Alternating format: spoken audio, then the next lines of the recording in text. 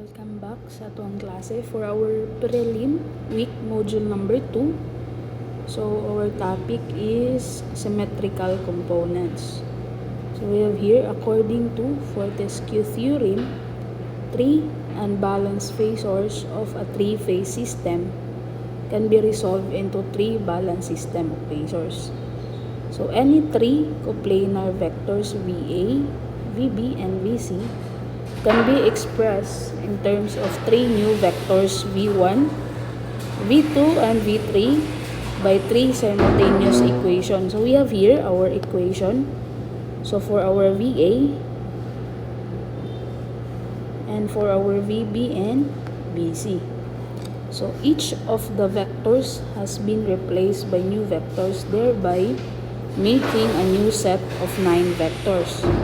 The objective of making this transformation, so kaning sa taas di ay na equation, is to calculate. Ang calculation nato sa itong vector must be simplified. So masayon siya. And the system of components chosen must have some physical significance. So according to the theorem, the three unbalanced vectors can be expressed by a set of three balanced system of vectors. So a balanced system of three vectors is one in which the vectors are equal. So take note for our balance. So dapat equal ang atuang magnitude and are equi-space.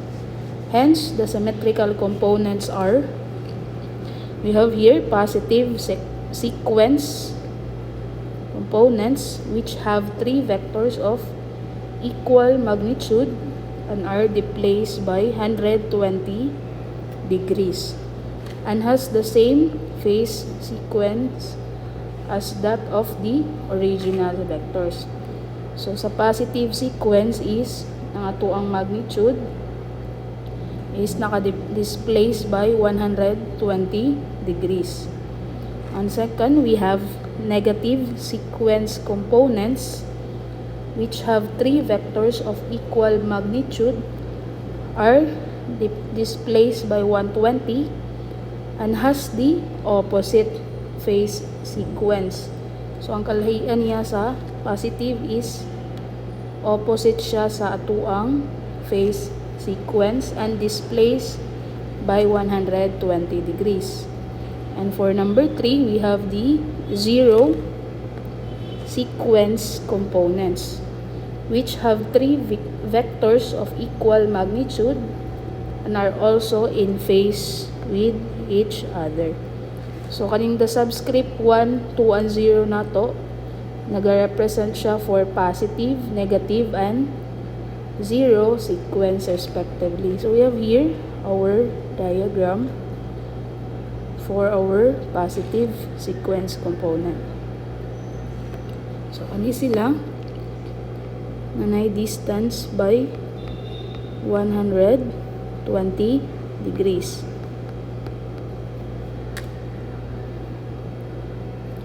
And for negative sequence,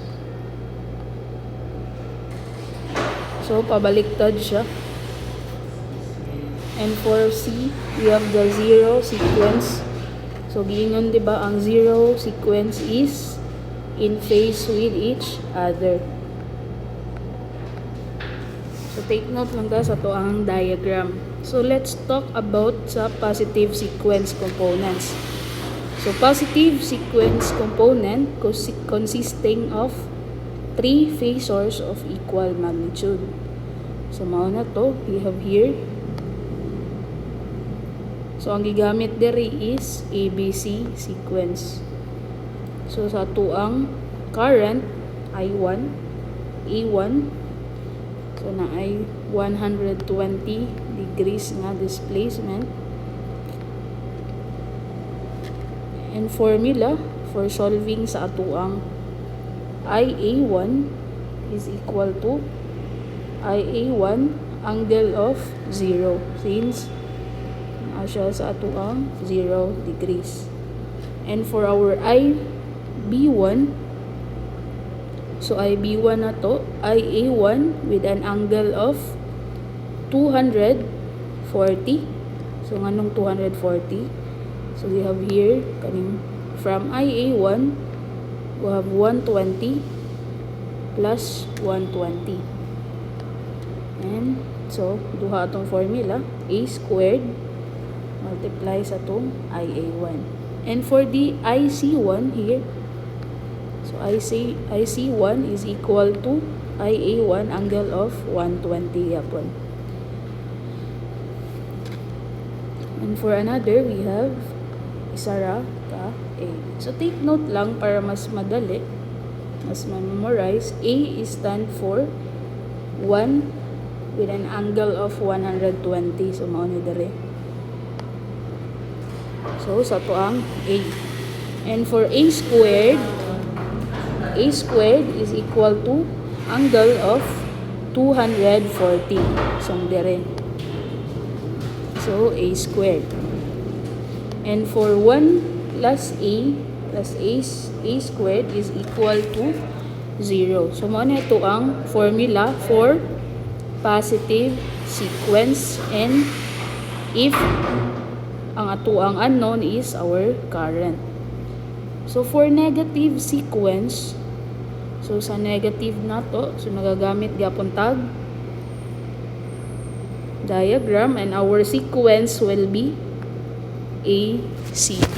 So lahi sa positive ABC, pero sa ato ang negative, ang sequence na to will be ACB. So displace gyapon siya 120. And for our subscript number 2 for negative, we have here IA. So same ra gyapon ang iyahang, but sa tuang IB2, so nauna A multiply sa tuang IA2.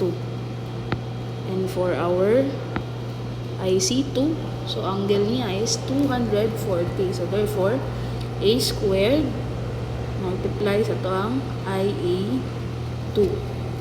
So for zero sequence components, so mamuni ang 3 phasors with an equal magnitude and with zero displacement from each other. Kung zero, so equal ang tuang diagram. But to solve for our IA, so summation of our 3 phasors. And for our IB, we have here our formula, tanawa lang ninyo. So pwede po IA0 plus A squared IA1 plus AIA2. Then for our IC, napod IC na to will be IA0 plus A multiply sa IA1 plus A squared multiply sa pang IA2. And for 0, so multiply ra siya sa tuang 1/3.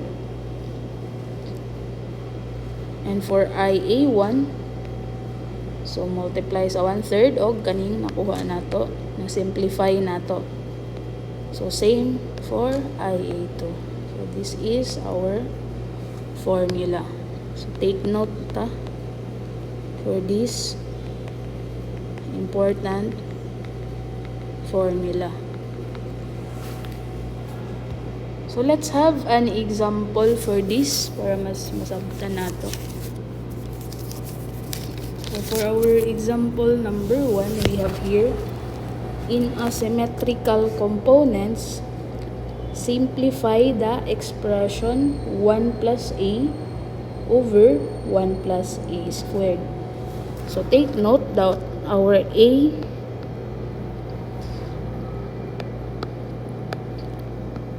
so our given, so our A is sa to sa taas, we have A is angle of 120 degrees. And for our A squared, ang ang A squared na to is 1 with an angle of 240 degrees. So, isimplify na to using sa atong expression nga gihatag. So, 1 plus A divided by 1 plus A squared. So, substitute 1 plus A na to, 1 with an angle of 120 degrees.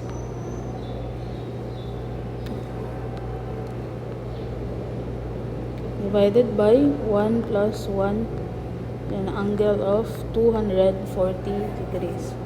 So, calculator. So, our answer will be 1 with an angle of 240. In complex form, we have negative 0.5 plus J 0.866. So, this will be our final answer for this expression nga gihatag. So, let's proceed for our number 2 example. So, we have here the symmetrical components of a set of unbalanced three-phase are IA. So, naghatag siya given. IA 0, we have 3 with an angle of negative 30 degrees. IA1, we have 5 with an angle of 90 degrees. And our IA2, we have 4 with an angle of 30 degrees. So first, we need to write our formula. To solve this, naatay dapat. So, ang IA na to, IA nga formula, IA 0 plus IA1 plus IA2. Since given man tanan, so we need to write lang 3 with an angle of negative 30 degrees plus 5 with an angle of 90 plus 4 with an angle of 30 degrees. So, sa itong calcu, so complex gamitan nyo ang complex. So, ang final answer for our IA will be 8.185 an angle of 42.216 degrees. So, ang unit will be ampere. So, nakuha na nato for our IA. And for our IB formula, we have IA 0 plus A squared IA1 plus IA2. So, substitute ra gyapon, same ra.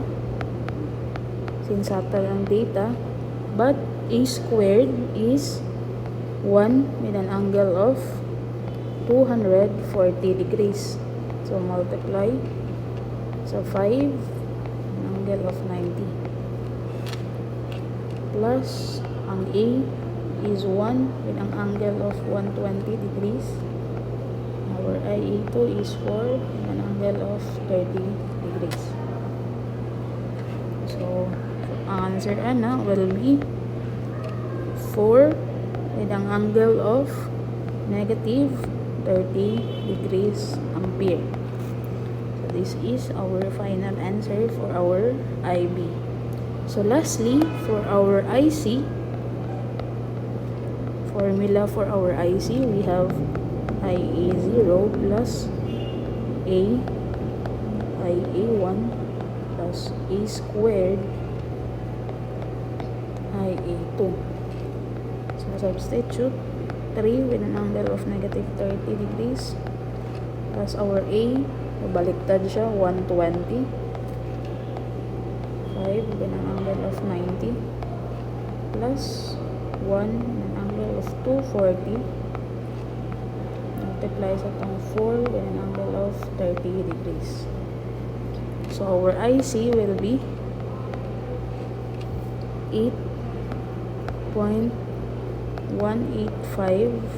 with an angle of negative 102.216 degrees ampere.